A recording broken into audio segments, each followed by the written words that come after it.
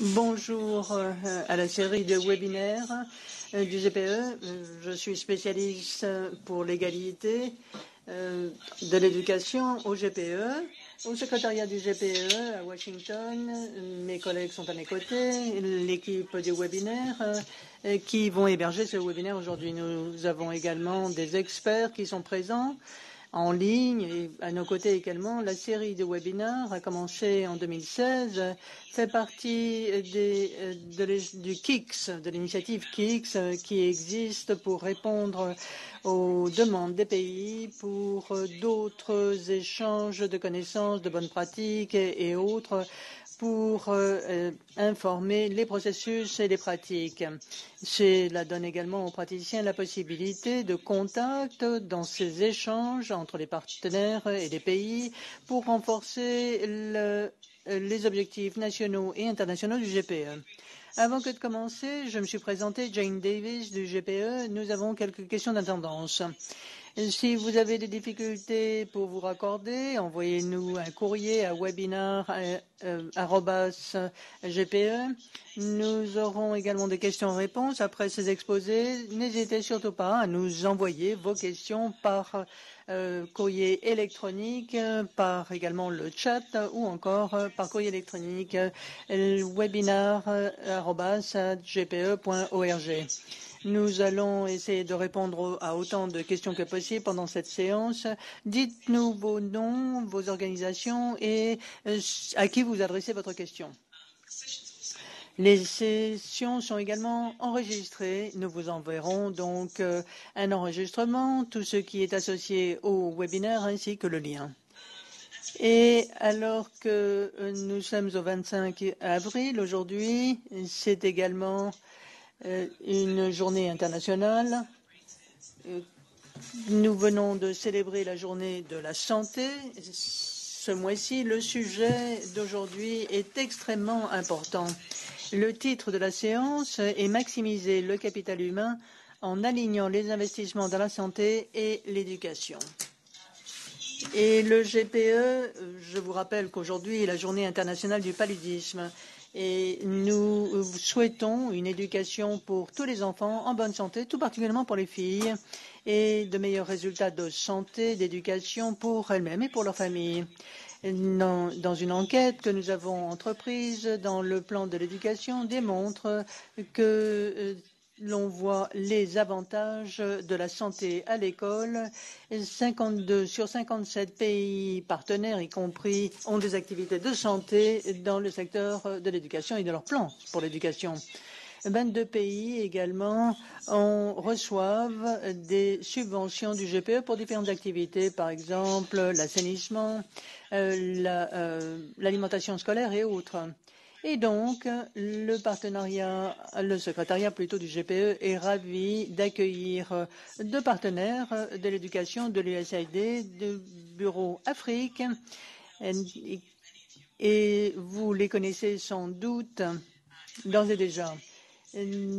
Aujourd'hui, nous avons Ishrat Hussein de la santé et Brad Stickland qui vont nous présenter les conclusions principales de leur rapport 2018, maximiser le capital humain en alignant les investissements dans la santé et l'éducation. C'était le titre du rapport. Et nous sommes ravis d'avoir M. Bundy qui est en ligne également, qui va nous faire un exposé et qui va intervenir. Nous avons appuyé ce rapport, appuyé par M. Appleby et M. Bundy et M.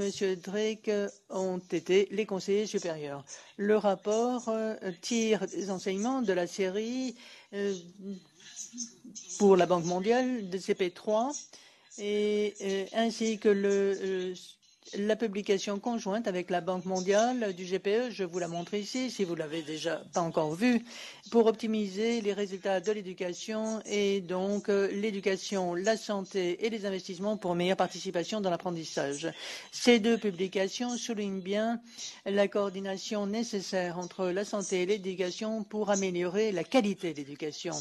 Le rapport a été financé par le Bureau pour l'Afrique de l'USAID et analyse la santé et l'éducation pour maximiser le capital humain dans différents contextes, tout particulièrement si les investissements sont réalisés de façon opportune et de qualité.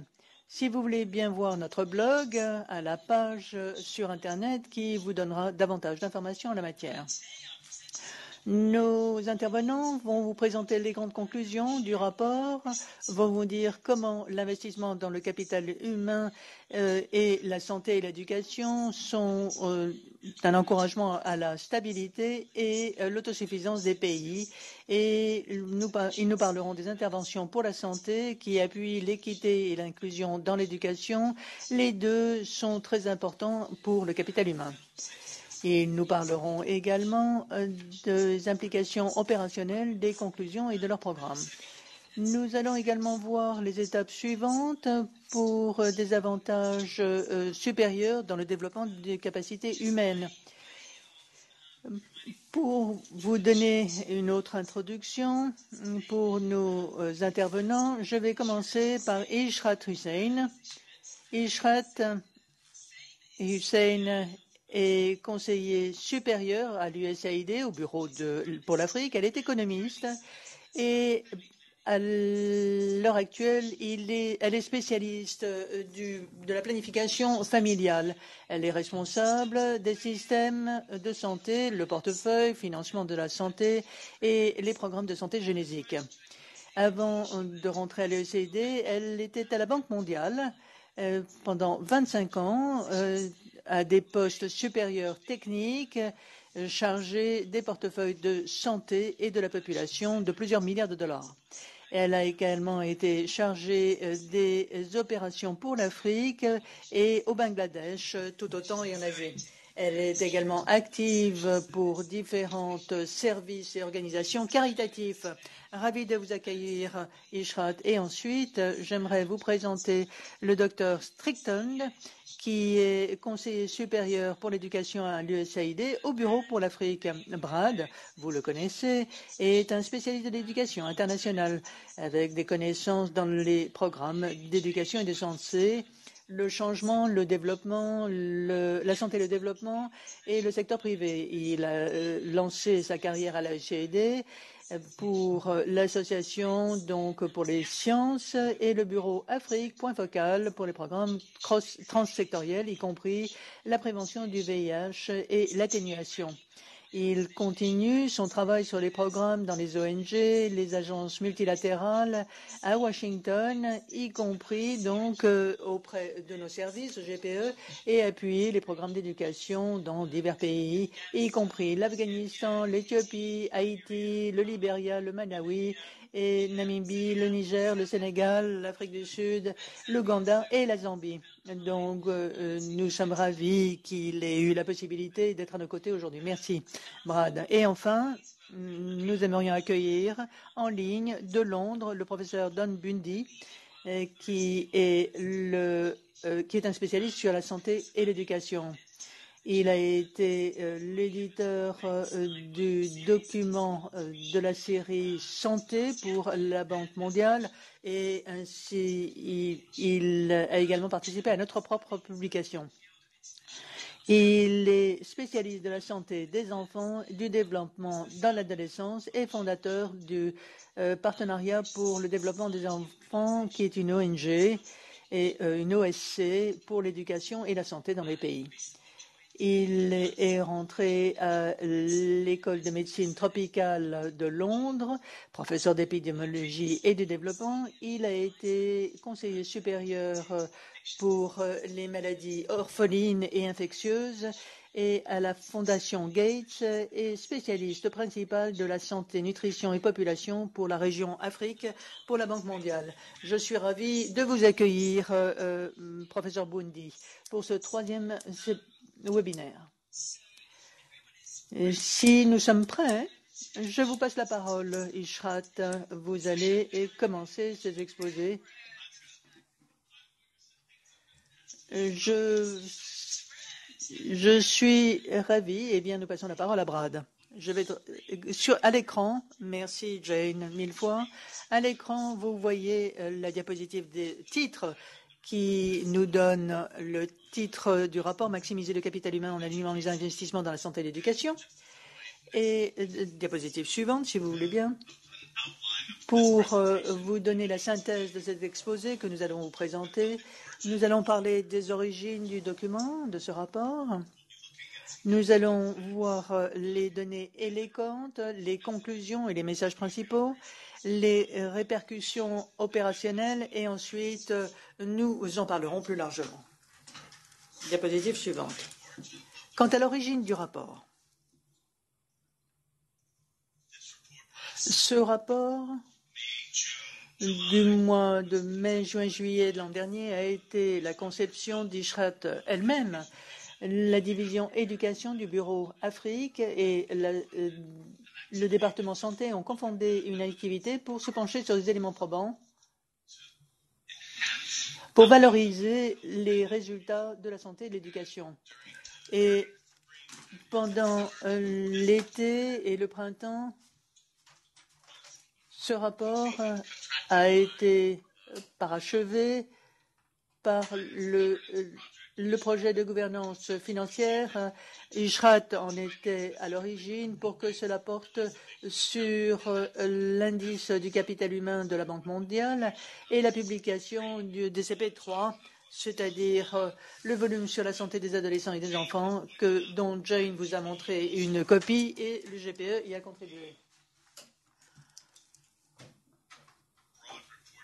Le rapport lui-même, on vous a déjà donné l'auteur principal qui était Linda Schultz, appuyé par Laura Appleby et M. Bundy, a été le conseiller principal de ce rapport et de ce projet pour se pencher sur des éléments probants dans la santé, l'éducation, leurs relations depuis 25 ans et pour évaluer quels ont été les éléments probants, qu'est-ce que cela nous apporte quant à la coordination de l'éducation et de la santé, de leurs interventions pour améliorer les résultats non seulement de l'apprentissage mais de la santé. Et je crois que la diapositive suivante était donc l'autosuffisance pour l'USAID. Merci Brad. Ainsi que Brad vous l'a dit, l'origine du rapport est dans la nouvelle démarche de l'USAID. Qu'est-ce que cela veut dire? Que l'on voit qu'il nous faut une assistance.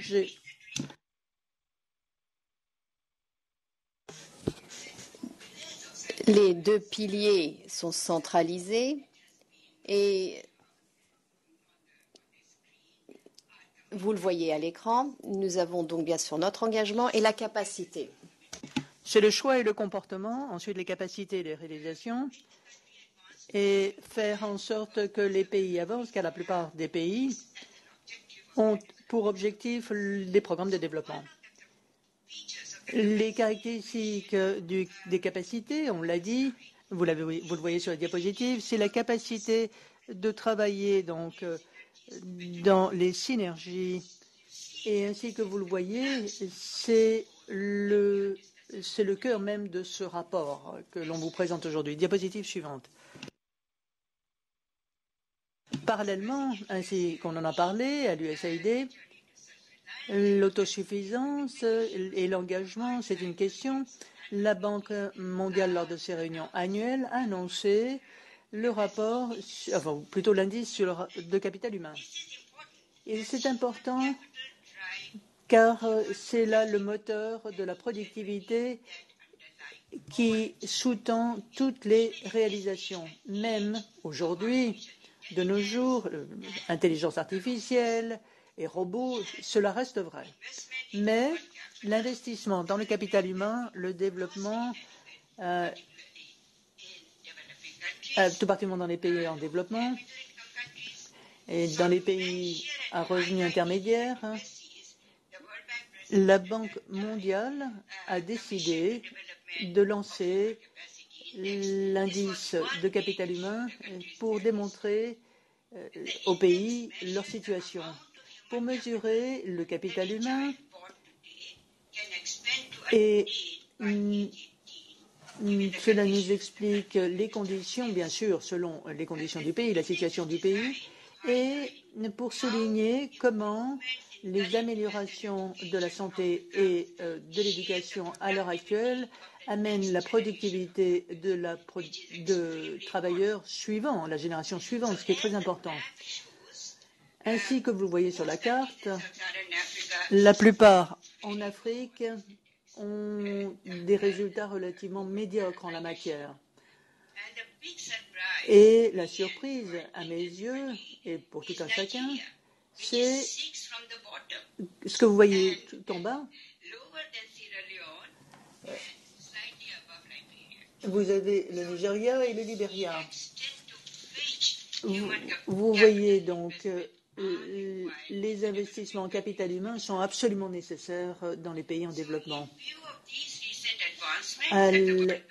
Au vu de ces résultats, la Banque mondiale et l'USAID ont décidé de demander un rapport sur les éléments probants de santé et de l'éducation qui, ensemble, sont en synergie pour de meilleurs résultats pour le capital humain. Le rapport souligne quelques effets, tout d'abord, et des messages essentiels que vous voyez ici. La première chose qui a été soulignée, dans les pays à revenus intermédiaires de la tranche inférieure, la moyenne des points de QI perdus pour les enfants d'âge scolaire sont 3,75 et 6 en raison de l'anémie. Et donc, il y a d'autres, bien sûr, causes. Vous voyez la perte des QI et du potentiel tout simplement en raison de questions de santé. C'est ce que nous avons souligné ici, infection parasitaire et anémie, ce qui représente 2,5 années de scolarité supplémentaires perdues. Si vous améliorez donc la santé, vous pourriez améliorer la durée de la scolarité.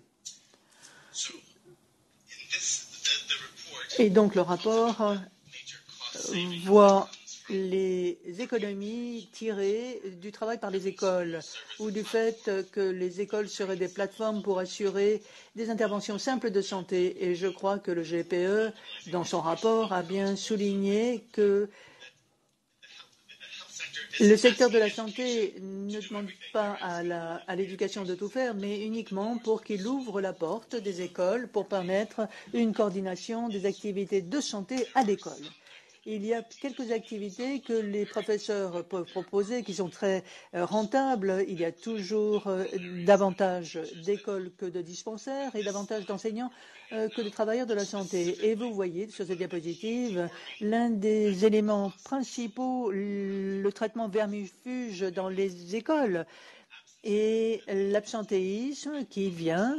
Vous l'avez vu à la diapositive précédente, et les QI perdus en raison des infections parasitaires. Et ici, donc, 4 cents, comme vous le voyez ici, dans les écoles, ce qui coûte 51 cents par dollar pour les équipes de santé qui interviendraient des équipes de santé. Et donc le dépistage des troubles de la vue est également une autre activité qui est très efficace par les écoles et rentable, 3 $ par enfant par an, alors que le dépistage par des équipes de santé mobile coûte environ 8,17 $ par enfant, donc 4 fois plus. C'est là un facteur très important que présente le rapport et les éléments probants dans les activités de recherche et dans les articles le démontre clairement, et nous avons une collègue qui présentera un autre webinaire sur le déparasitage et les traitements vermifuges, comment améliorer la participation scolaire en la matière. Merci.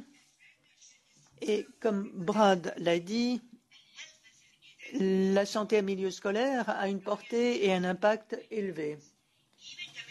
Même les travailleurs communautaires ont des capacités limitées. Dans ces pays, les écoles peuvent toucher environ 600 millions d'enfants d'âge scolaire, et ces interventions ont des gains économiques à long terme. Les interventions en matière de santé en milieu scolaire pourraient augmenter réellement la possibilité de revenu d'une personne de 5%, et c'est une plateforme qui a différents avantages. C'est le fondement de la santé pour les enfants et c'est une communauté de l'éducation qui ferait que c'est un modèle applicable dans les écoles. Et récemment, il y a un programme qui a été réalisé et dans une région pour la prévention du paludisme.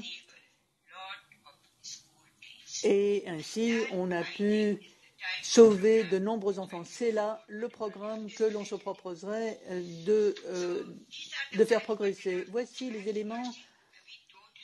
Nous n'avons pas encore de travail supplémentaire dans ce domaine, mais nous en saurons davantage par la suite. Diapositive suivante. Il y a 5 messages clés dans le rapport qui sont essentiels. Tout d'abord, je ne sais pas si c'est suffisamment clair ici, l'échelle de contribution du capital humain à la croissance économique et à la stabilité nationale a été considérablement sous-estimée. Le capital humain est défini par l'ensemble des éléments comprenant la santé, les aptitudes et représente l'élément le plus important de la richesse mondiale.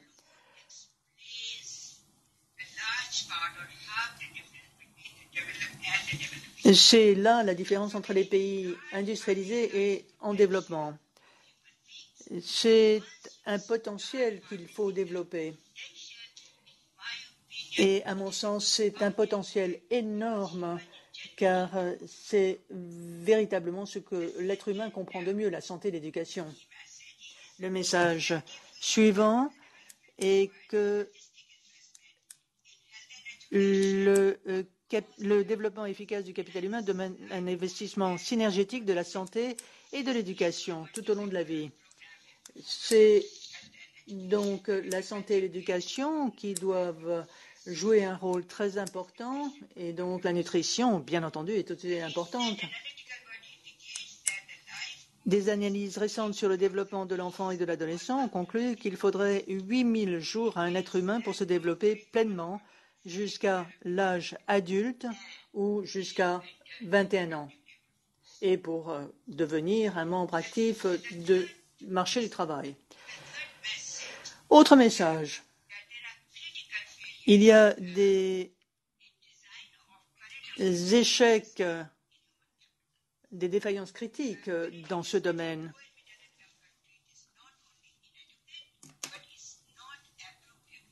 L'investissement n'est pas encore approprié et donc le rapport indique que l'investissement dans la santé des enfants de moins de 5 ans est absolument essentiel et devrait représenter et ne représente que 29 millions de dollars, alors que celui pour les 5 à 19 ans est de 3 millions. La mortalité est élevée, donc, et l'investissement est nécessaire.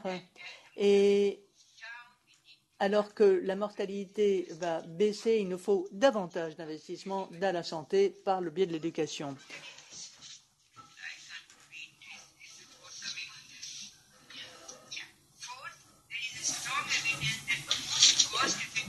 Et il existe de preuves solides fondées sur les moyens les plus rentables pour optimiser le capital humain en investissant de manière stratégique dans les domaines de la santé et de l'éducation. L'investissement stratégique est essentiel à toutes les étapes de la vie.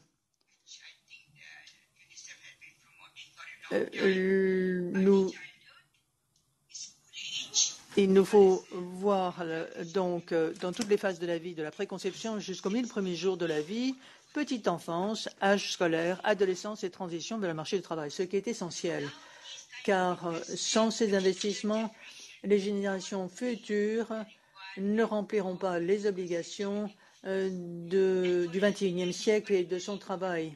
Ce qui est important, à ce siècle, Et c'est plus important car l'Afrique doit être intégrée dans le monde. Et ce que je vois, moi, c'est que non seulement la prospérité africaine, mais la prospérité mondiale s'appuiera sur la main-d'œuvre en Afrique.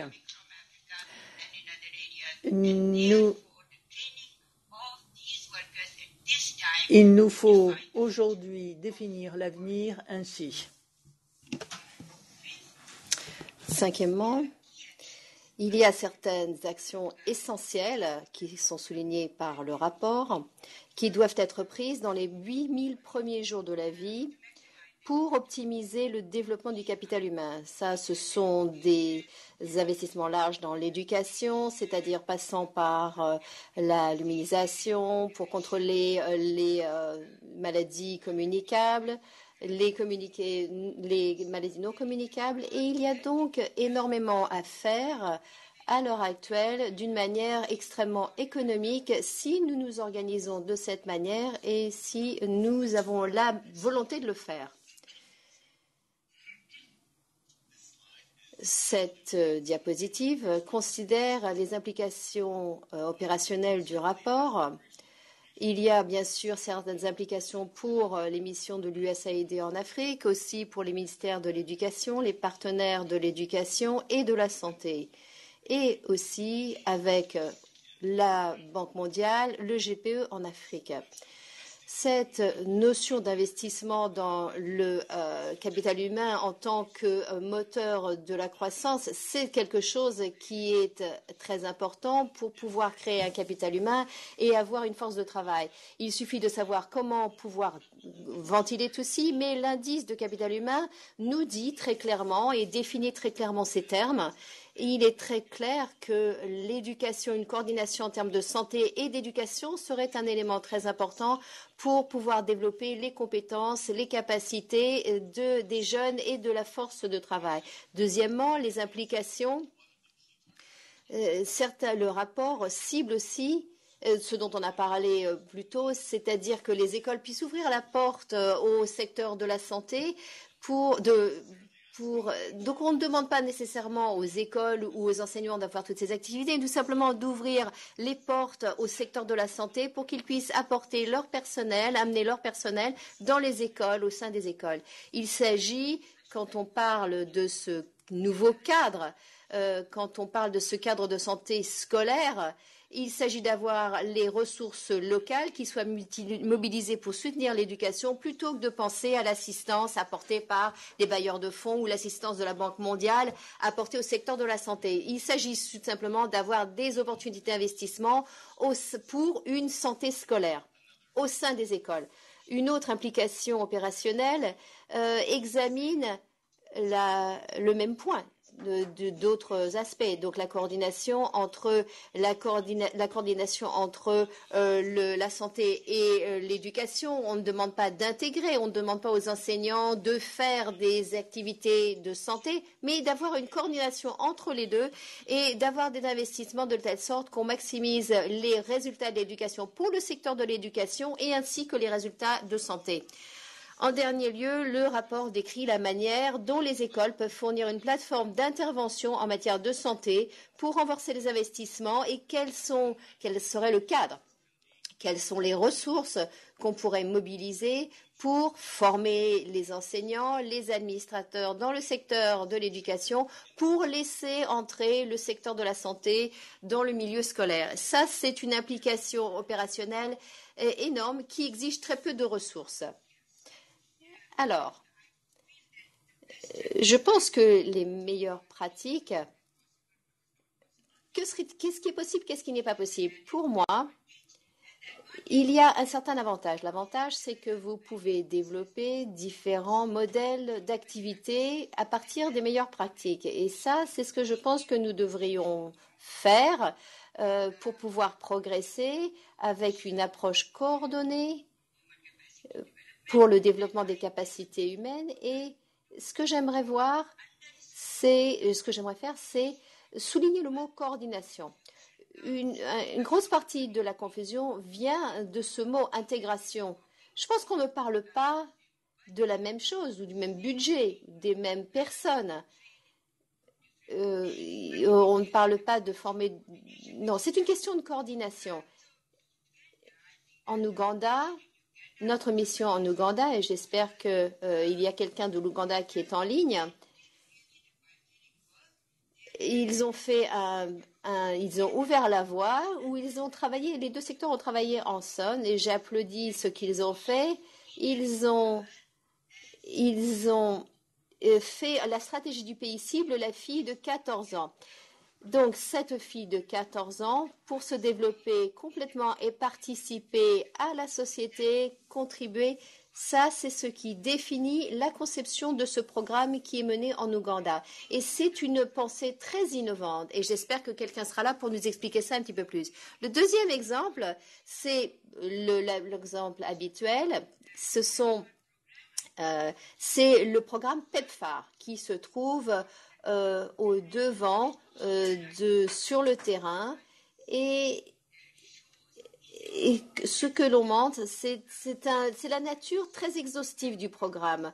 Le programme couvre les besoins psychologiques, sociaux, psychologiques, éducation. Il offre des services directs tels que la nutrition, la santé, le renforcement économique, le soutien psychosocial. Et donc, il y a une coordination pour travailler avec les enfants. Le programme est focalisé sur les enfants et sur les filles aussi, et il y a une approche semblable, et voilà ce qui peut fonctionner si on a véritablement les actions appropriées. Est-ce que nous avons Don Bundy en ligne? Don, nous allions vous demander de discuter l'exemple du Nigeria, si vous le voulez bien, et si vous êtes en ligne. Et aussi sur l'Afrique du Sud. C'est donc la diapositive que vous avez à l'écran.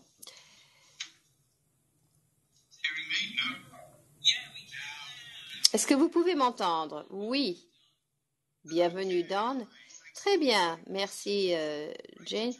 Je suis très heureux de vous rejoindre et je suis très heureux de rejoindre Ishrad et Brad pour cette question très importante. Je vous rejoins de Londres aujourd'hui. Avant de parler plus précisément sur ces deux exemples, je voulais reprendre le commentaire d'Ishrad sur le capital humain. Et c'est une conclusion véritablement remarquable que dans les pays riches comme le nôtre, 70% de notre richesse provient des actions humaines, des actions de notre population. Mais dans les pays pauvres, il ne s'agit que de 41% de la richesse qui vient de cette source. Et cela donne deux messages. Quels sont les messages? Tout d'abord, les pays pauvres gâchent une ressource très importante parce que les personnes ne peuvent pas contribuer ou ne remplissent pas leur potentiel. Et deuxièmement, la vie des populations, eh bien, on ne leur accorde pas la possibilité de s'épanouir pleinement et de jouir pleinement de ses capacités. Les capacités ne sont pas optimisées par les opportunités qu'offre la société ou qu'elle pourrait offrir en termes de santé et d'éducation. Il me semble donc que le point qu'a abordé Ishraq est en fait très important. Les 41%, eh bien, ça veut dire que les pays pauvres ne donnent pas véritablement la chance à leur population de pouvoir s'épanouir. Et si on considère les chiffres, ce sont des chiffres parlants. Donc, les pays à faible revenu et à revenu intermédiaire, donc les enfants entre 5 ans et 18 ans dans ces pays-là, eh bien, si on considère ça, le budget qui est investi dans l'éducation représente 210 milliards et on investit 4 millions en termes de santé. C'est donc quelque chose qui est massif et on sait que la bonne santé, c'est crucial pour pouvoir avoir une bonne éducation. Ceci souligne à quel point nous sommes loin de l'endroit où nous devrions être. Je pense que c'est un point très important. Nous avons l'habitude de parler d'ALISE en 1993, mais en 2018, nous avons une nouvelle mesure, l'AISE, c'est-à-dire les années de scolarisation ajustées. Et qu'est-ce que cela veut dire? Eh bien, c'est très bien d'être à l'école, mais est-ce que vous apprenez? Et si vous n'êtes pas en bonne santé, la réponse est non. Donc, les années de scolarité ajustées font partie du capital humain et ça, c'est ce que l'on doit explorer du côté de la santé, du côté de l'éducation, qui pourrait effectivement, ces deux secteurs, travailler en coordination. C'est la journée internationale du paludisme aujourd'hui et ça, c'est une condition de santé qui a un impact sur l'éducation. Nous savons que les compétences cognitives sont impactées par le paludisme. Ça, il y a eu des essais cliniques qui ont été menés et qui indiquent ceci très clairement.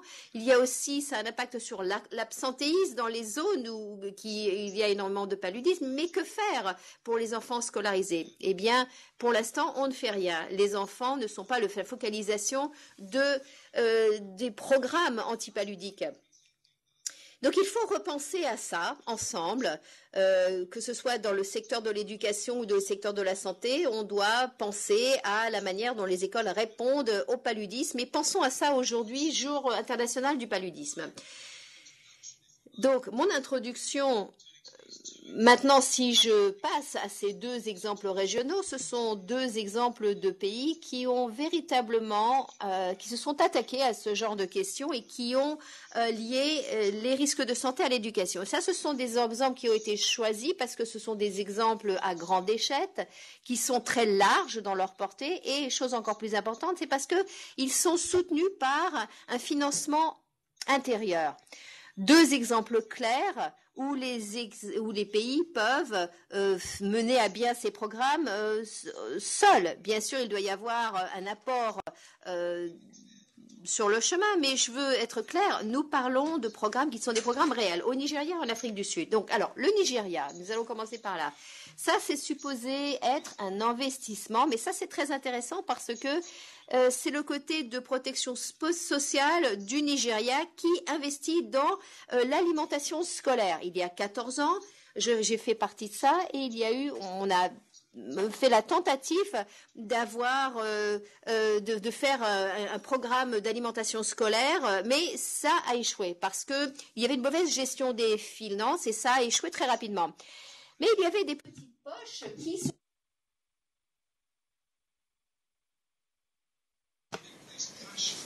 qui ont fait des systèmes qui ont permis d'avoir une alimentation scolaire.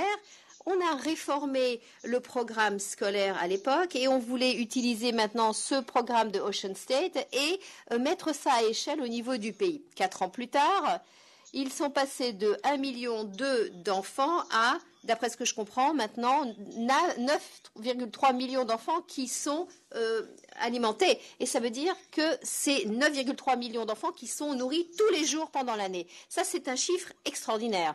Et pour comprendre ceci, il faut savoir que, bien sûr, il y a bien sûr les céréales le matin, les légumes, les fruits, mais en fait, il y a 6,6 millions d'œufs qui sont utilisés toutes les semaines. Et puis aussi les poissons, parce que les poissons font partie effectivement de ce programme.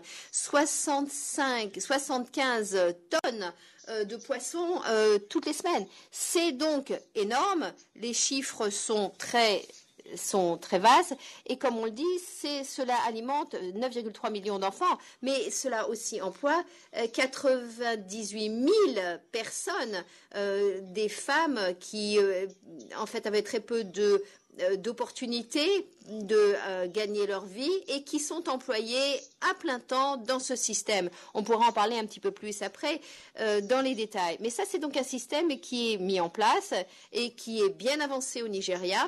Et maintenant, si nous passons à l'Afrique du Sud. Le programme, là, est un programme qui s'appelle Soins et soutien pour les enseignants et les élèves. C'est un programme très exhaustif et qui est considéré comme un programme d'investissement. En fait, ça a été considéré comme un programme d'investissement par le très grand visionnaire qui pensait à l'investissement et au développement, Nelson Mandela, dans les 100 premiers jours d'entrée en fonction, c'est lui qui a lancé cette idée de programme qui voulait viser ou cibler les pauvres à l'école. Aujourd'hui, c'est un programme qui fonctionne dans les 9 provinces de l'Afrique du Sud. Et c'est un programme qui est bien établi, c'est un programme qui est bien intégré, qui fait partie du système et qui vise tous les enfants dans les quintiles économiques de 1 à 3 ans, c'est-à-dire les enfants les plus pauvres, mais tous les enfants le reçoivent et c'est l'État qui soutient les 3 quintiles les plus pauvres. Et cela représente environ entre 9,4 à 10 millions d'enfants. Et c'est un programme extrêmement exhaustif qui inclut une alimentation scolaire, une vaccination, un dépistage des troubles de la vue, éducation sexuelle, etc.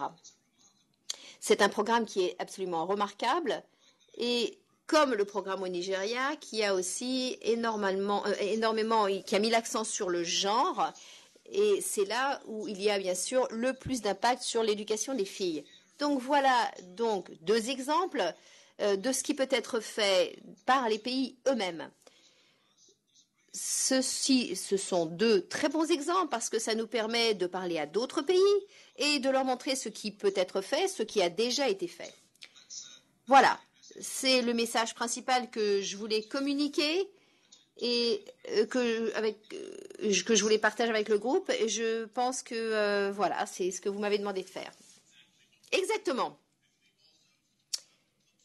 Nous attendons effectivement d'avoir une discussion sur cette diapositive. La dernière diapositive, c'est tout simplement des points de discussion qui seraient probablement très intéressants d'aborder entre nous. Et je demanderai à Ishrat de dire quelque chose sur le premier point de discussion. C'est donc la contribution du capital humain à la croissance économique et à la stabilité nationale. En tant qu'économiste, oui, nous en avons déjà parlé. Pour moi, ce qui est important dans cette discussion, c'est ce que nous pouvons faire. Que pouvons-nous faire? Et s'il y a d'autres éléments probants en ce qui concerne la coordination de la santé et de l'éducation, s'il y a d'autres exemples qu'on pourrait nous donner, c'est ça que ce serait intéressant de discuter. Et il faudra savoir ce qu'on doit faire en ce qui concerne nos investissements. Je voudrais aussi ajouter autre chose, c'est que on a avancé les arguments que les enseignants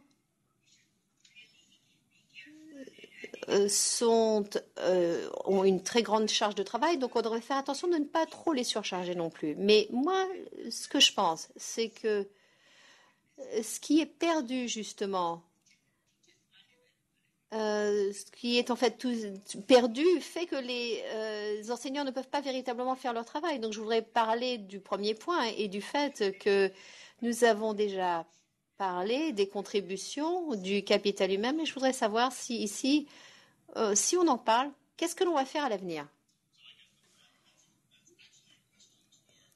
C'est une question qu'on pourrait poser aux personnes qui nous regardent. Et bien, une action que j'aimerais suggérer, c'est nous avons besoin d'investir plus dans le travail analytique de la contribution du capital humain à la croissance économique.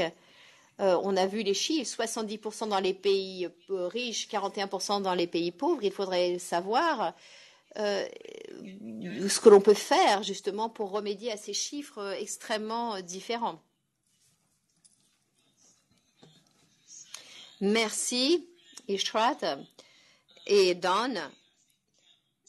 Vous avez présenté un cas extrêmement percutant pour dire que la santé, c'est important dans le milieu scolaire, l'investissement stratégique, c'est important, l'investissement à long terme, c'est important dans différents moments du cycle de vie. Donc, tous ces concepts d'avoir une une approche très exhaustive si on veut développer le capital humain dans les populations qui en ce moment sont un peu laissées de côté pour pouvoir augmenter la croissance économique qui bénéficiera à tous. On a aussi parlé des avantages en ce qui concerne le genre. L'avantage d'investir dans les filles qui pourraient effectivement avoir de meilleurs résultats scolaires et toutes les répercussions qui s'en suivent. Je me demande si on a des questions de l'extérieur. Si vous n'êtes pas encore prêts, donnez-nous vos questions. Si vous nous rejoignez en ligne dans le monde, nous aimerions entendre ce que vous avez à nous dire. Pendant que nous attendons les questions qui vont nous être envoyées, si vous ne savez pas exactement comment nous rejoindre, peut-être que je devrais aussi mentionner que vous pouvez nous envoyer les questions par le biais de la section commentaires dans YouTube Screen. Nous allons recueillir ceci, les envoyer aux intervenants et nous aimerions entendre votre nom, l'institution que vous représentez, où vous vous trouvez dans le monde. Et peut-être pendant qu'on attend cela, je me demande, Don, vous nous avez dit quelques mots sur deux pays en particulier, le Nigeria et l'Afrique du Sud. Deux pays qui utilisent leurs propres ressources, effectivement, pour ce genre de programme. Et c'est ce que vous avez dit, Ishrat, il faut avoir la volonté de le faire pour pouvoir s'organiser. Est-ce que vous avez d'autres exemples, Don ou Brad, de bonnes pratiques, en dehors peut-être des repas scolaires? Jane, j'ai une ou deux choses qui pourraient effectivement stimuler la conversation et peut-être... Qu'est-ce que nous pouvons faire maintenant? Quelles sont les choses que nous pouvons faire maintenant? Ça, je pense que c'est ce qu'on aimerait entendre des gens qui nous écoutent. Mais il y a deux choses très concrètes qui, à mon avis, peuvent être faites pour encourager la coordination entre le secteur de l'éducation et le secteur de la santé. Aider les groupes d'éducation locaux, les LEG, à entamer un dialogue par rapport à ces problématiques. Très souvent, on ne mentionne pas qu'il y ait des problématiques de santé dans les plans sectoriels de l'éducation. Et ça, il faut effectivement soutenir ce genre de choses. Il faut que ce soit intégré dans ces stratégies sectorielles du secteur de l'éducation. Autre chose qui pourrait être fait et qui exige très peu de ressources, et ça, ce sont des choses que j'aimerais souligner aussi, qui pourraient être faites. Quelles sont les ressources locales sans avoir de soutien de l'extérieur ou de bailleurs de fonds? Qu'est-ce que les écoles ou quel est le cadre dans le secteur de l'éducation, le cadre législatif qu'on pourrait faire? Quand il y a une coordination entre la santé et les résultats scolaires, eh bien, il y a un consensus. Le consensus, c'est que c'est une chose qu'il faut faire. Dans ces cas-là, la durabilité, la viabilité des activités est importante. Effectivement, si c'est une chose qui a un impact sur le résultat scolaire, il faut le faire. Mais il s'agit d'avoir la volonté du secteur de l'éducation et d'avoir des partenaires qui puissent intervenir au niveau de la santé dans les écoles. Et ce cadre de la santé scolaire, c'est important. Certains ministères de l'éducation et de la santé ont donné des cadres qui sont formidables. Ça peut effectivement faire donner l'exemple aux autres. Par exemple, l'Ouganda, c'est un exemple. La Zambie, le Malawi ont effectivement des cadres de ce genre c'est utilisé dans le secteur de l'éducation. Et on doit toujours examiner et explorer ceci au niveau des groupes d'éducation locaux. Je pense que l'éducation des collectivités locales, c'est important. Il faut éduquer les enseignants, les collectivités qui peuvent dans ces cas-là travailler de concert, et je pense que dans ces cas-là, on pourrait aller très loin. Ça permettrait de faire des progrès et tirer profit de toutes les ressources qui existent au niveau local. L'éducation de la santé, l'éducation sanitaire, c'est quelque chose qui est important, mais qui n'est pas vraiment fait. Ça pourrait sous-tendre toutes ces activités. L'éducation de la santé doit être élargie, doit être renforcée, et on commence du bas vers le haut. Ça commence par la communauté en utilisant les ressources au sein de collectivités.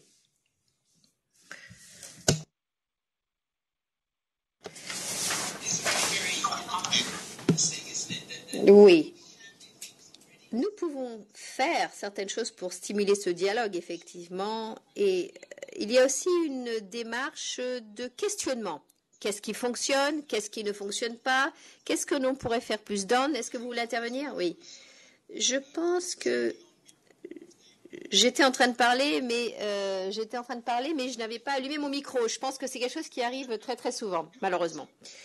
Alors, Jane, j'ai bien aimé votre réaction sur la dimension du genre dans le secteur de l'éducation et de la santé. Récemment, je travaille avec le Canada sur ce qu'ils appellent le programme de développement féministe sur certaines de ces problématiques. Et ce qui était intéressant, et je voulais souligner ça, c'est que ce sont des chiffres qui m'ont impressionné.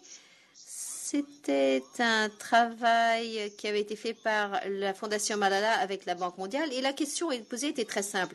Quelle serait la valeur par rapport à l'économie mondiale si toutes les filles terminaient leur cycle scolaire de secondaire? Donc, on s'est concentré sur l'éducation primaire, mais qu'en est-il de l'éducation secondaire? Que se passerait-il si toutes les filles complétaient leur éducation secondaire?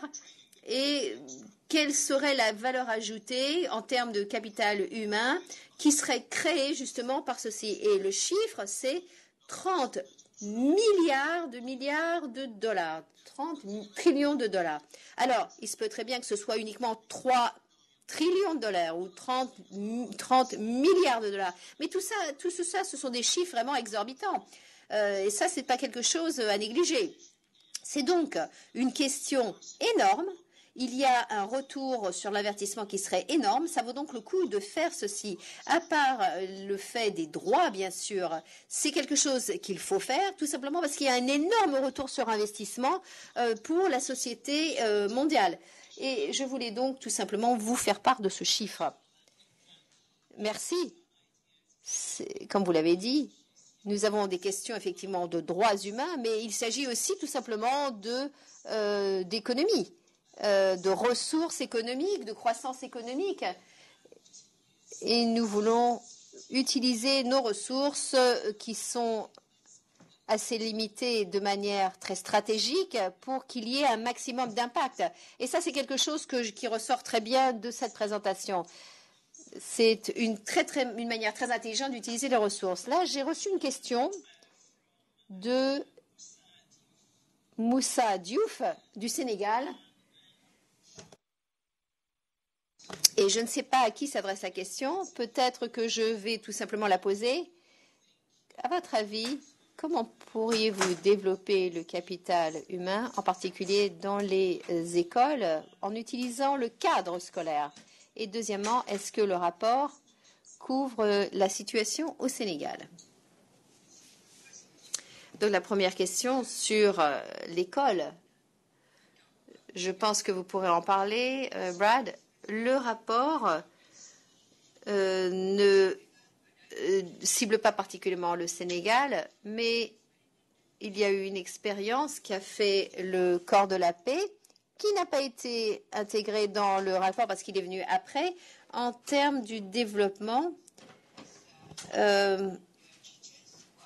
des enseignants, quand les enseignants sont motivés. Ça a été un programme qui a été très motivant, qui a motivé les gens et qui a été élargi. Et le Sénégal prend la tête de l'Afrique de l'Ouest, effectivement, pour ce genre de programme. Oui, tout à fait. Tout particulièrement en ce qui concerne le Sénégal. Et L'une des questions, c'est-à-dire le cadre où les démarches de santé ont une analyse de situation où il faut voir les interventions qui ont été réalisées dans le pays, et j'aimerais en parler également pour évaluer quelles sont les activités optimales qui pourraient améliorer les résultats de l'éducation dans un contexte donné. Le Sénégal va avoir une démarche assez robuste pour l'assainissement, par exemple. On en a déjà parlé et plusieurs activités de donateurs se penchent sur l'assainissement, tout particulièrement l'hygiène et les filles.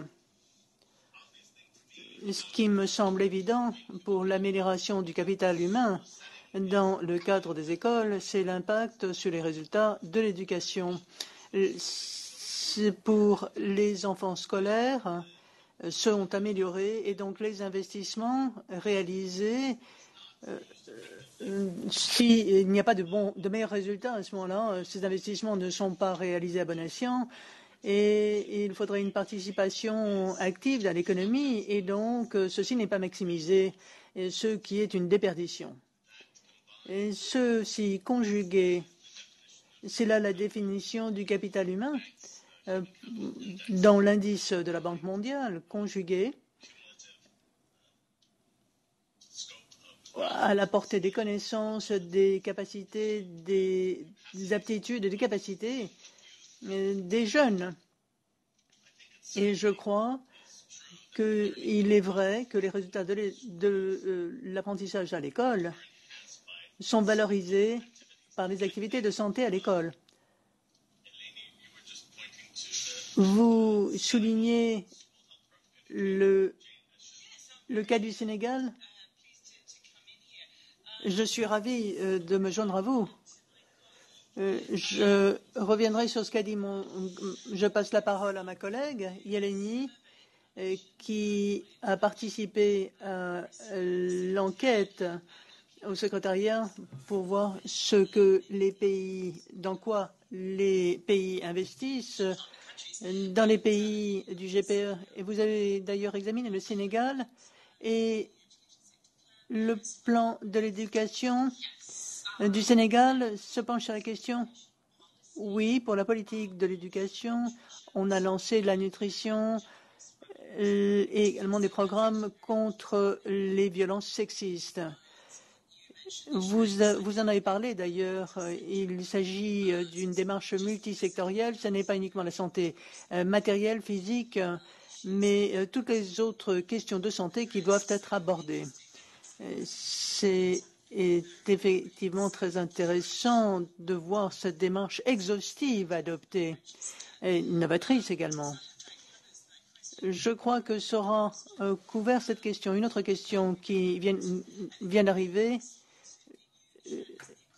Je vais passer la parole à Ishrat, économiste. Quel est l'équilibre pour des ressources limitées, puisque les ressources sont souvent insuffisantes pour remplir tous les besoins dans les 8000 premiers jours, qui étaient 1000 premiers jours au départ. Comment équilibrer ce que nous avons? La deuxième partie de la question, on voudrait quelque peu de détails. Est-il suffisant d'avoir des services à l'école par les services de santé ou vaut-il mieux fournir une formation aux enseignants à cet effet? Très bonne question. Et c'est la question de ceux qui s'occupent de l'éducation. La première partie de la question, quant à la santé, c'est ce dont je vous ai parlé. Des ressources limitées qui doivent être utilisées à bon escient. Vous n'avez pas besoin de ressources supplémentaires dans le scénario que je vous ai présenté. Pour le paludisme, par exemple, c'est ce que je vous ai dit.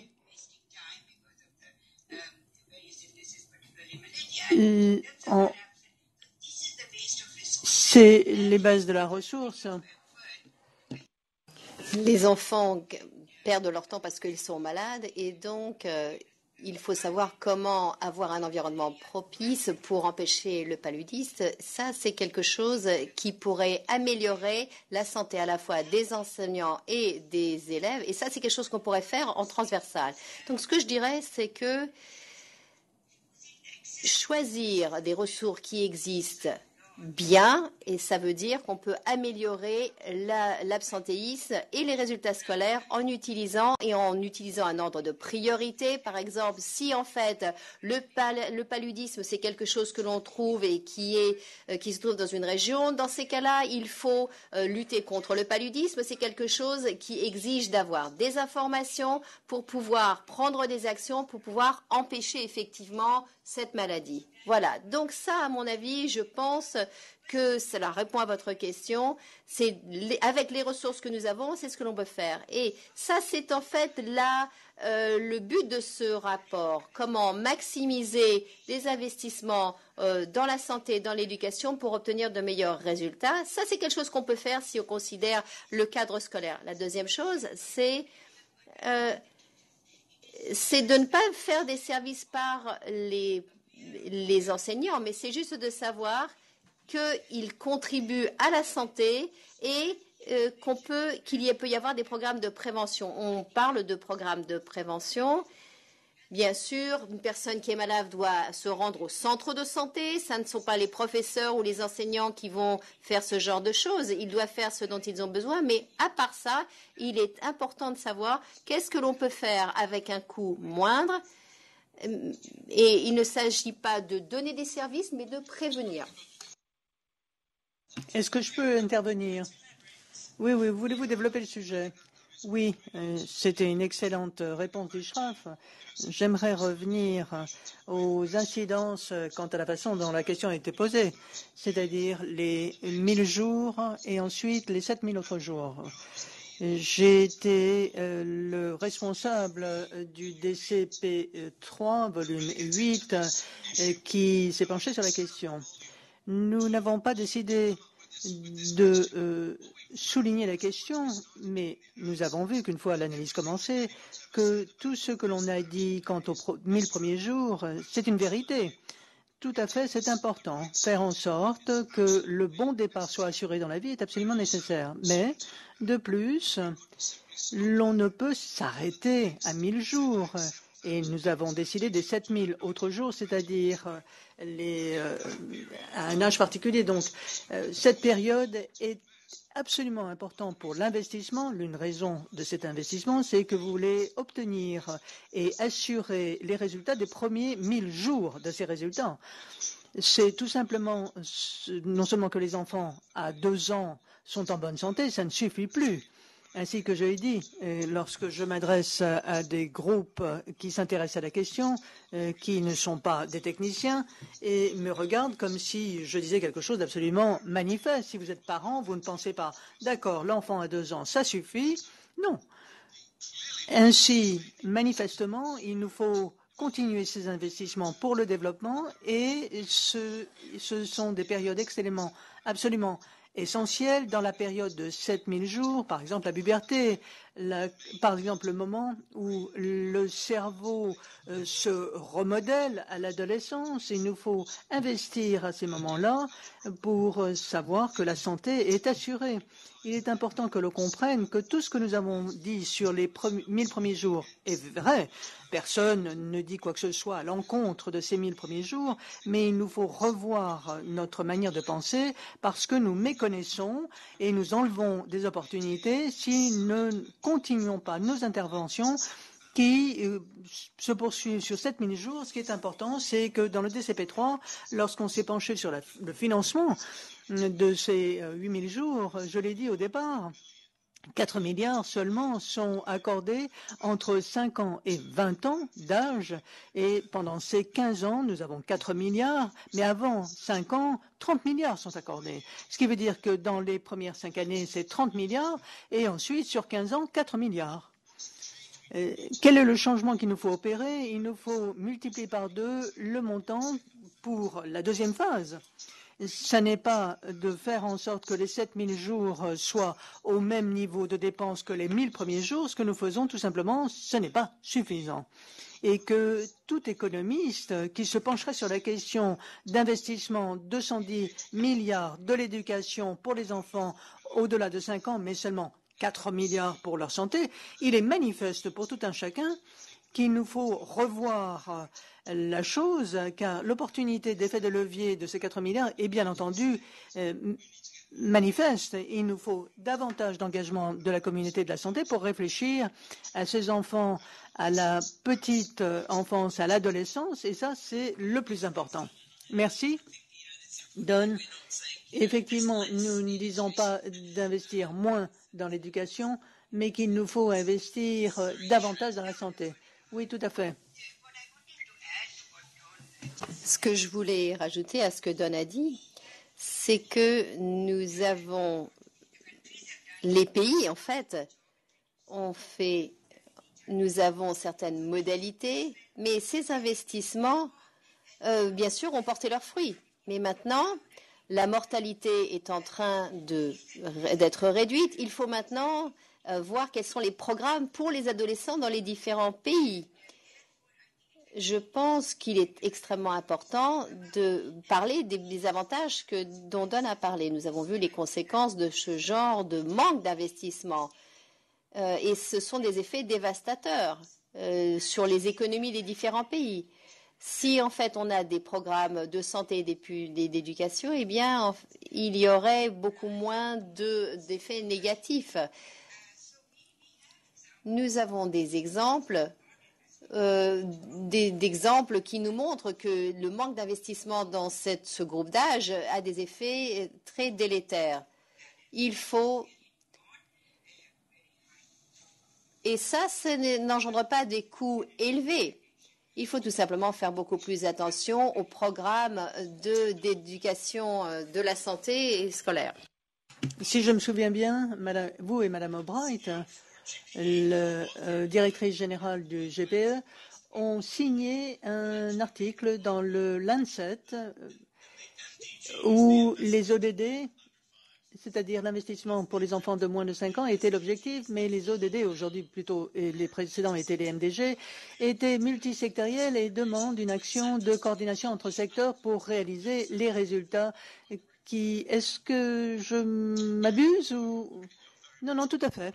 Vous avez raison. C'est l'idée que nous avons méconnue.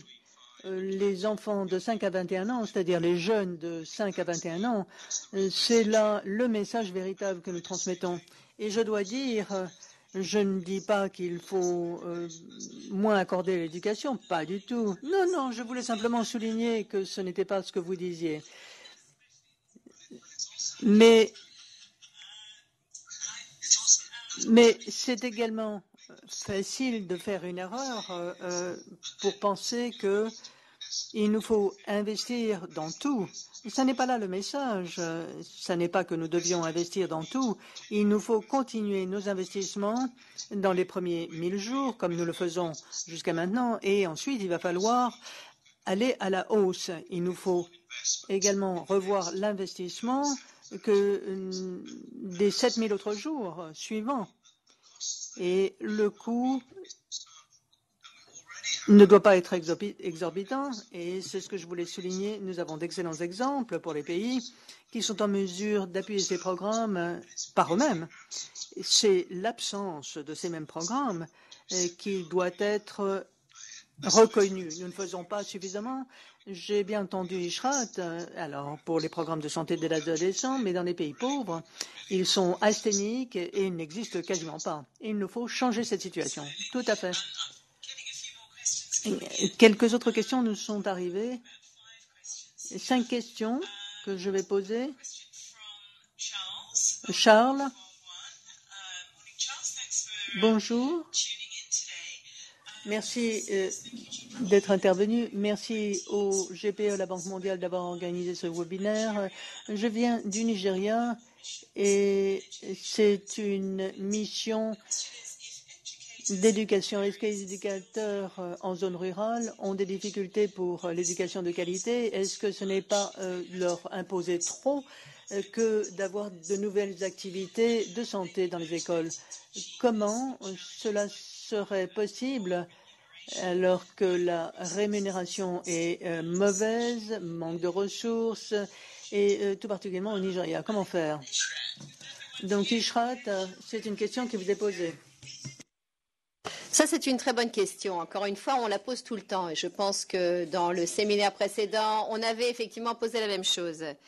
Et on nous dit que la charge de travail des enseignants est énorme et ils ont un environnement extrêmement difficile dans lequel ils doivent évoluer. Mais ma question est la suivante dans ces cas-là. Est-ce que l'on peut se permettre de ne pas le faire, de ne pas le demander?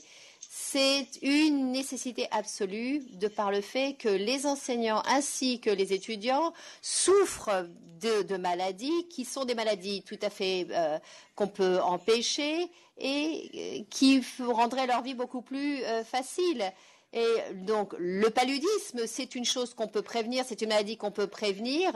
Il y en a aussi des maladies communicables comme le choléra, etc. Et il y a qui vient du fait qu'il y a des conditions sanitaires qui ne seront pas bonnes. Donc, on peut investir un peu plus de temps pour faciliter les choses et améliorer leur qualité de vie. C'est ça, en fait, ce que l'on veut souligner.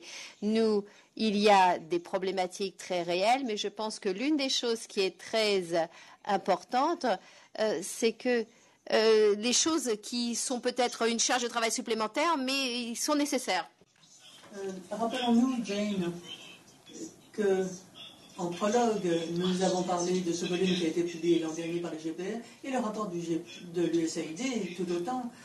L'on y affirme que donne d'ailleurs, et on en a parlé au départ par rapport à ce que faisait le GPE, qu'est-ce que l'on demande au secteur de l'éducation de faire? Eh bien, on lui demande d'ouvrir des portes, tout simplement, pour encourager le dialogue et, en fait, améliorer les capacités pour que l'environnement soit propice à la coordination. Ce n'est pas toutes les activités de santé, c'est tout simplement dresser le tableau de la coordination et reconnaître que les éléments probants sont clairs. Sans aborder les grandes interventions de base de la santé, les enfants ne pourront en prendre.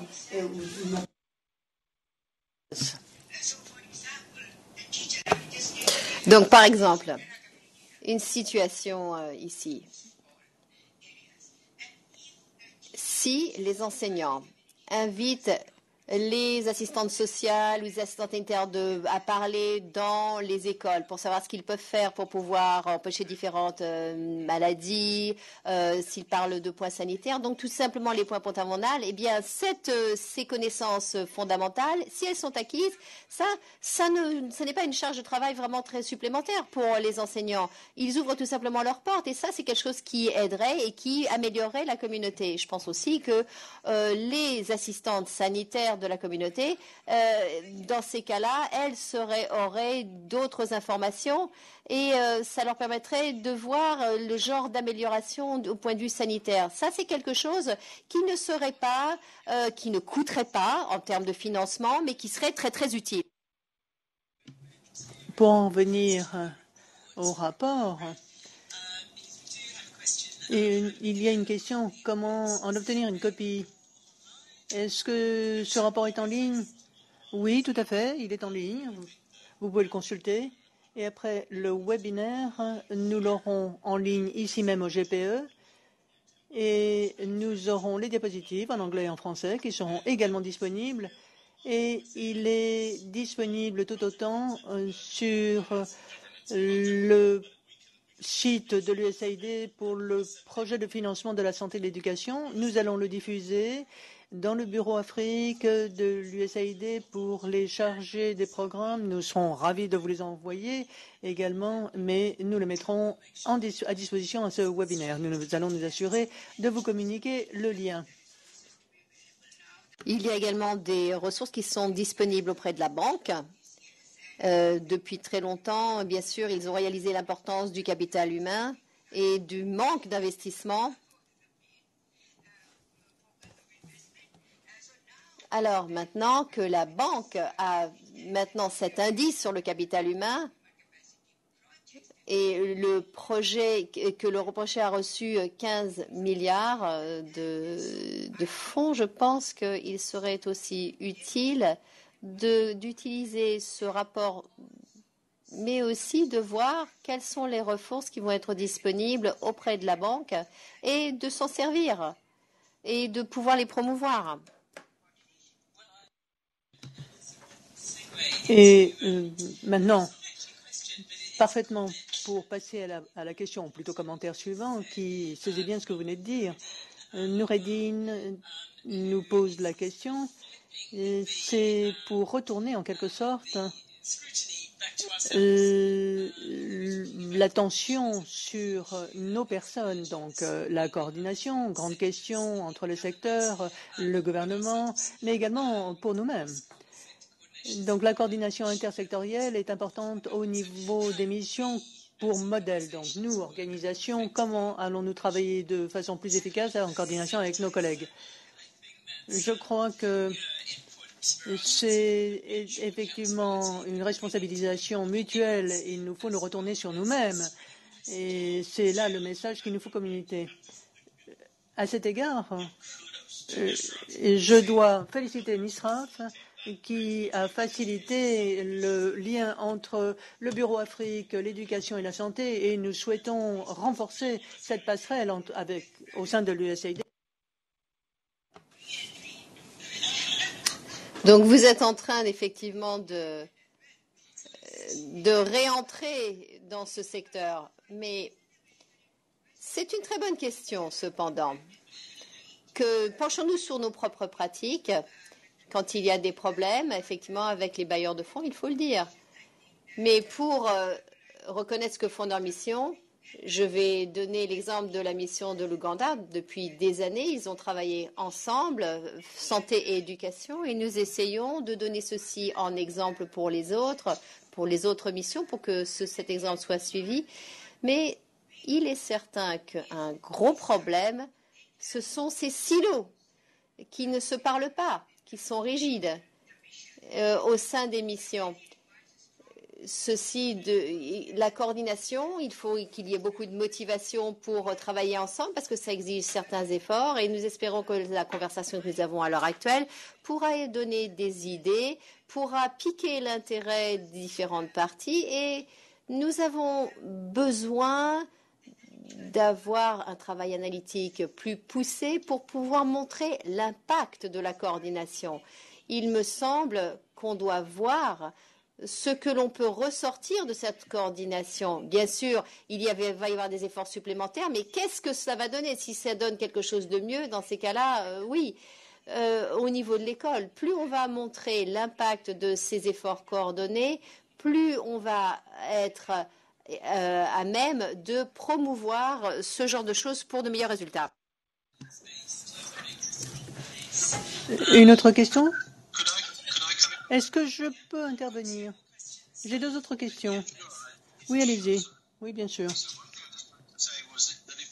Si l'on souhaite des copies de la version GPE du DCP 3 volume 8, je suis sûr que ce sera disponible par l'intermédiaire de votre site sur Internet. Oui, tout à fait. Tout à fait. Nous enverrons ce lien. Merci de l'avoir souligné. Nous allons nous assurer que le lien soit clair. J'aimerais également ajouter qu'il y a le site DCP3, donc www.dcp3.org, avec un tiret entre les deux. Vous pouvez également le télécharger. C'est les documents si cela vous intéresse. J'aurais aimé apporter un petit commentaire sur la coordination, la question de coordination. La coordination, véritablement, c'est de définir les responsabilités. Une bonne question qui nous a été posée au Sénégal tout à l'heure sur les rôles des enseignants. La coordination. S'il y a des programmes de santé dans les écoles, ça ne peut pas être un fardeau pour les enseignants, un fardeau supplémentaire. La façon de procéder, c'est de voir la coordination qui définira les responsabilités. Pour ce faire, il faut que ce soit mutuel. Les deux secteurs, l'éducation et la santé, feront partie des décisions et c'est ainsi que l'on peut éviter le sentiment que l'un des secteurs s'attaque à l'autre ou encore tire profit de l'autre. Tout à fait.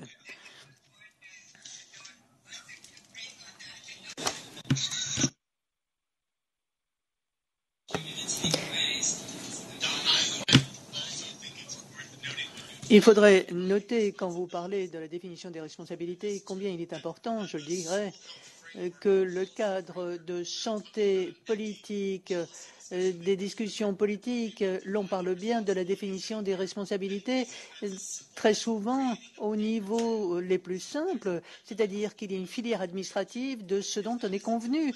Il n'y a rien en place, et bien les responsabilités sont tout simplement oubliées. Tout à fait.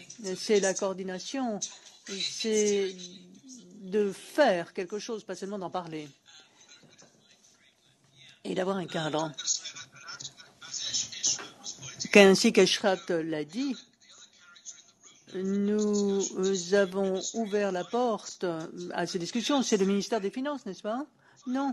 Le ministère des Finances, aujourd'hui, veulent que le secteur travaille de concert, car le capital humain n'a pas de santé, n'est pas uniquement par l'éducation, mais c'est bien les deux.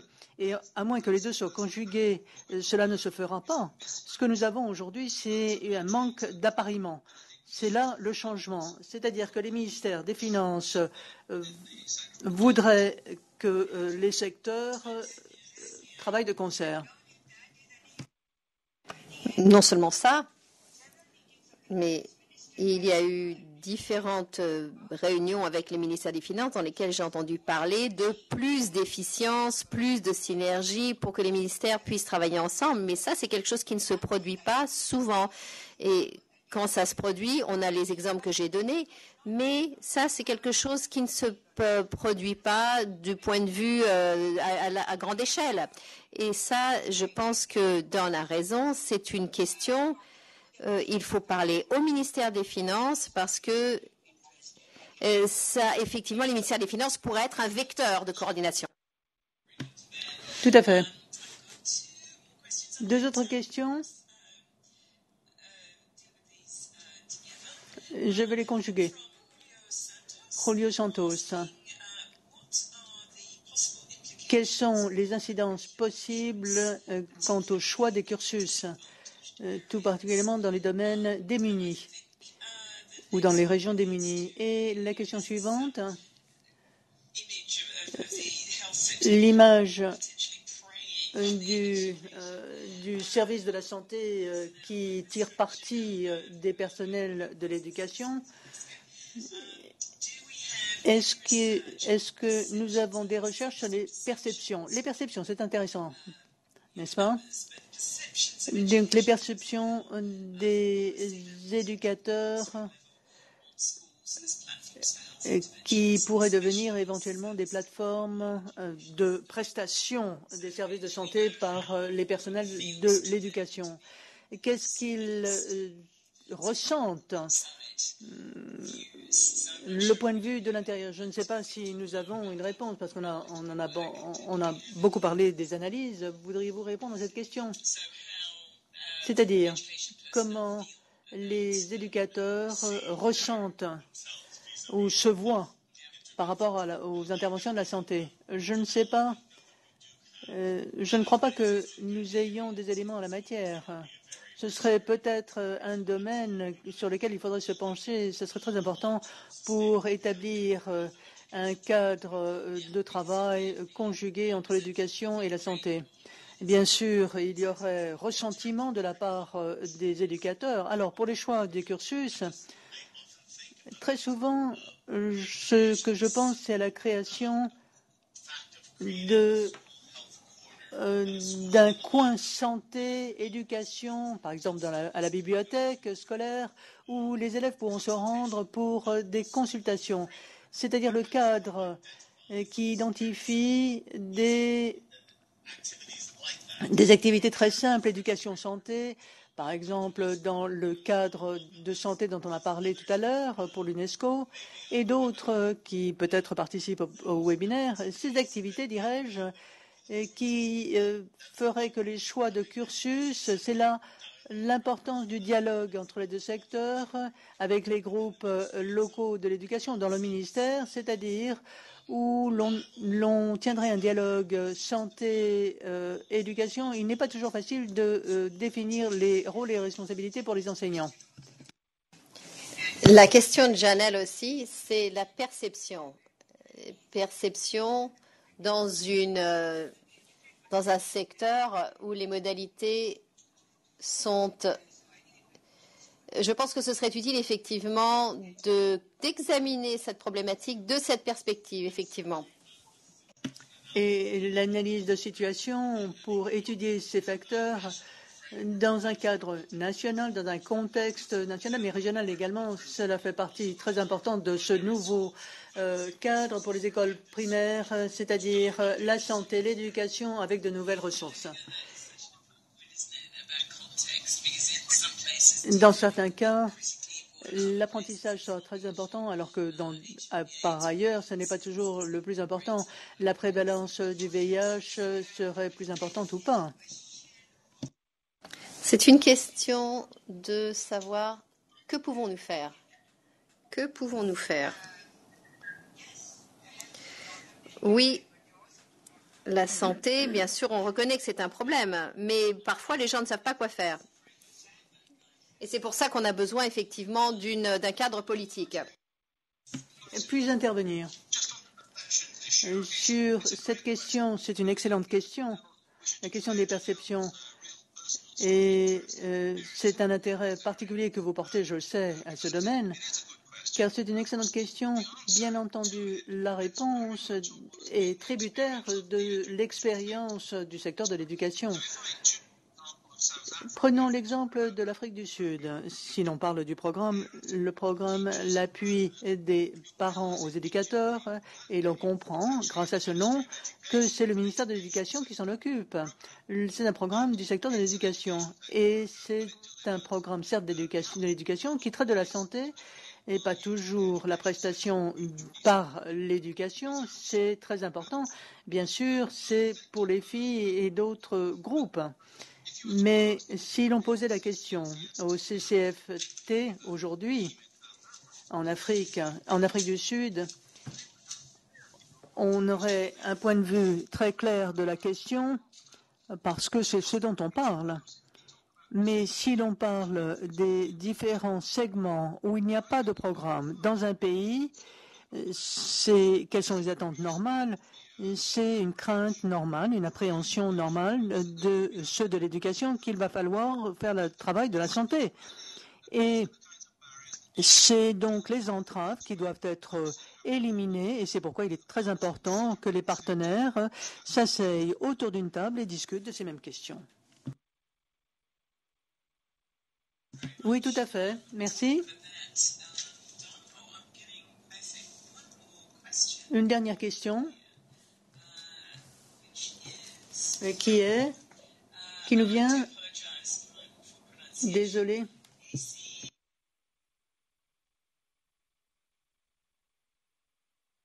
Alors, du Nigeria, la mise en œuvre de ces activités pour le projet au Nigeria, pour les deux États. Merci de vos questions. Ça, c'est très intéressant. Nous avons abordé la question, mais peut-être du point de vue institutionnel. Est-ce que cela veut mener à une friction entre les deux secteurs, santé et éducation? Alors, des projets peut-être? Nous n'avons pas abordé la question complètement. Ainsi que les questions de limite. Il y a danger, effectivement, si il s'agit d'une concurrence entre les deux projets. Mais il ne s'agit pas de l'utilisation, il s'agit de l'utilisation des ressources dont vous disposez. Donc, il s'agit de savoir, effectivement, ça c'est quelque chose qui se passe, mais l'une des études indique qu'il n'y a pas en fait d'hydraulique entre l'éducation. Pas d'hydraulique, ça veut dire quoi ça? Donc je ne sais pas exactement ce que cela veut dire, mais c'était comme ça que c'était indiqué. Je ne sais pas ce que ça veut dire, mais oui, effectivement, il y a un certain danger. Mais la manière dont on va le présenter, ça va être très très important. Donc il s'agit de savoir effectivement comment les choses vont être faites. Il faut aussi voir il faut gérer la durabilité des choses. S'il n'y a pas de coordination entre les deux secteurs, si la santé essaye d'utiliser l'éducation pour accomplir ses résultats, mais n'a pas un programme, une approche vis-à-vis de l'école, de la scolarité, eh bien, ça ne se poursuivra pas. Le secteur de la santé si en fait il va uniquement essayer il faut qu'il y ait une coordination entre les deux pour que les deux secteurs puissent effectivement en bénéficier. Donc d'un côté comme de l'autre, on ne peut pas s'attendre s'il n'y a pas de coordination comme ça et pas de bénéfice pour les deux que ça se poursuive. On a parlé, il faut utiliser des programmes donc comme on a parlé, pour que ces deux secteurs puissent travailler ensemble. En ce qui concerne l'objectif du secteur de l'éducation, créer une force de travail ainsi qu'accomplir le potentiel du capital humain, eh bien, ils doivent tout simplement travailler ensemble. Il faut essayer de dissiper la tension qui peut exister entre les deux secteurs. Oui, je pense que ça, effectivement, c'est un message très important. Tout le monde doit gagner, effectivement. C'est le message à faire passer. C'est là où on peut, effectivement... on n'a pas utilisé le terme apprenant, mais ça, on devrait l'utiliser parce que dans les systèmes d'apprentissage, on parle d'école, on parle de cursus, on parle de manuels scolaires. Mais ce qu'on essaye de dire ici, quand on parle de capital humain, c'est qu'il y a aussi l'apprenant dans tout ce système. Si l'apprenant ne peut pas apprendre, eh bien, tous ces investissements, eh bien, sont pour rien. C'est donc une manière très... ce qu'il faut penser quand on parle à ces investissements, ce n'est pas une question de résultats de santé. Et que l'investissement dans l'apprenant est ce que le plus important. Alors, il nous faut investir, et c'est là le domaine de discussion. Mais pour l'éducateur, il n'y a aucun doute qu'il nous faut nous assurer que l'apprenant soit en bonne santé pour pouvoir apprendre. C'est là une partie de notre stratégie. Il ne s'agit pas de l'apprentissage. Parce que sinon, nous ne faisons pas notre métier comme il faut. Et donc, il n'y a pas d'autres questions, je vois. Alors, j'aimerais vous remercier, toutefois, d'une discussion foisonnante et de questions très profondes. Merci de vos réponses et de vos aperçus. J'en retire énormément et j'aimerais peut-être récapituler. L'un des éléments clés que je retiens, c'est l'échelle des contributions au niveau du capital humain, qui serait possible pour la santé et qu'il y a un potentiel qui n'a pas encore été même sondé pour les partenaires du développement afin de ressortir 40% de leur capital humain, de cette richesse qu'il faudrait faire davantage. Je crois que c'est cela qu'il nous faut dire, c'est-à-dire bien sûr, la question n'est pas devons-nous investir, mais il nous faut investir, c'est cela qu'il faut dire. Nous avons des investissements de santé, d'éducation également. Il nous faut faire une synergie au maximum de leur potentiel. Et dans cette dimension, l'on voit l'importance du ciblage de ces investissements à des points stratégiques au cours de la vie et un équilibre de cette focalisation. Et c'est vrai que les 1000 premiers jours, nous faisons bien, mais il va nous falloir faire encore mieux dans les 7000 prochains jours ou suivants pour les êtres humains.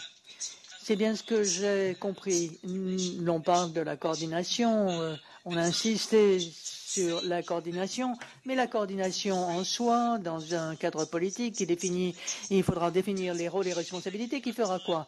Ceci est ressorti à plusieurs reprises. Qui fera quoi? Et est-ce que nous allons demander aux enseignants de faire davantage, puisqu'ils font déjà tant et que leurs salaires ne sont pas suffisants? Ce ne serait pas juste.